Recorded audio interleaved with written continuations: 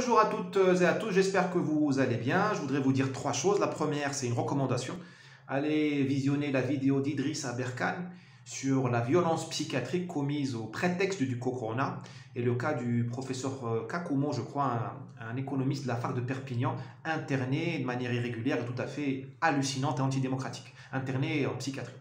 Deuxième chose, c'est la faillite anthropologique du corona. Le mot n'est pas de moi, c'est d'un copain qui s'appelle Jérôme Blanchet-Gravel, un journaliste, et je trouve que c'est très juste. Nous avons fait faillite, l'Occident a fait faillite en mars 2020. Vous savez, il y a eu le crash de 1929, il y a eu le crash de Lehman Brothers 2008, il y a eu le crash de mars 2020. Ça, c'est de moi. Si vous la citez, citez-moi.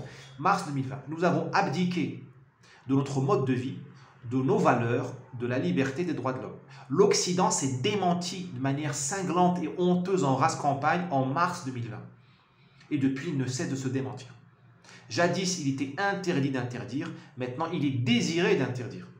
Plus on vous enchaîne, plus on vous met dans un trou, plus on vous creuse la caverne, on vous dit c'est votre maison, c'est votre nouvelle réalité, plus vous applaudissez.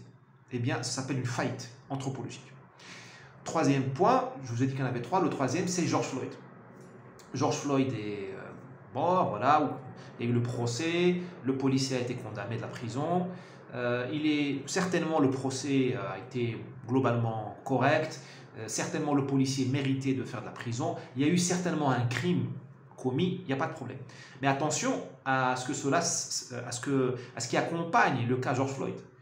Vous avez le culte de quelqu'un, nous faisons le culte, nous avons érigé comme martyr quelqu'un qui est quand même un délinquant, je suis désolé. Il y a eu plusieurs récidives dans le cas de George Floyd, il était drogué, notamment à la fentanyl.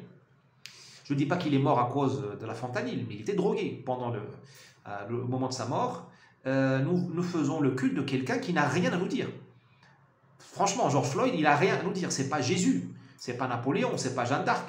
C'est pas Martin Luther King, c'est même pas Malcolm X. On peut critiquer Malcolm X, mais Malcolm X, il avait quelque chose à dire. Donc, dis-moi quelle est ton icône, je te dirai qui tu es. Et sincèrement, c'est pas drôle actuellement.